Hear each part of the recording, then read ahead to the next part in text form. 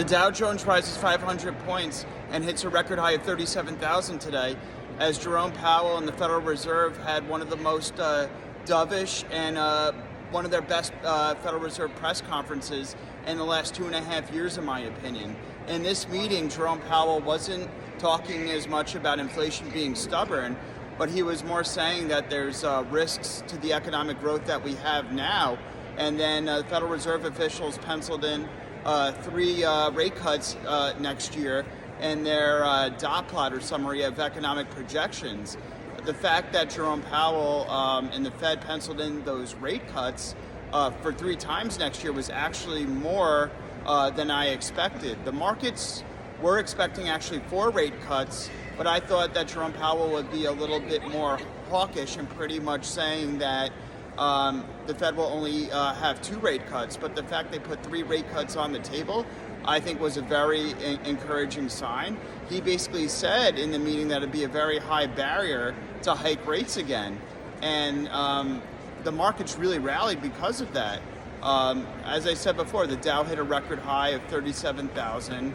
And I think, and I wouldn't be surprised if the S&P 500 and NASDAQ hit all-time highs by the end of this year before New Year's. And then I expect the Russell as well as small and mid-cap growth stocks to recover more into next year. And I think next year for the Russell and ARK, which is an innovation fund, I think those kinds of stocks will hit record highs next year. And then there was also good news on the producer price index inflation front, showing more signs of inflation going down today.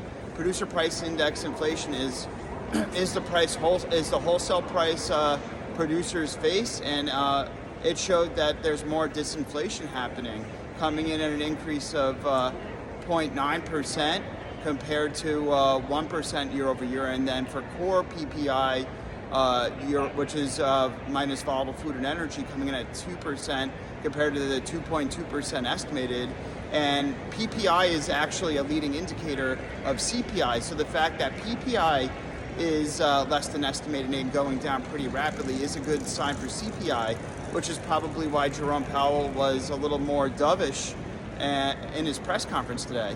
We also had some good news for crypto and Bitcoin. The Financial Accounting Standards Board said that for Bitcoin's accounting will be based on fair value, which could ultimately help corporations put Bitcoin on as a treasury reserve asset, which would make corporations more comfortable doing that, flowing more money into Bitcoin.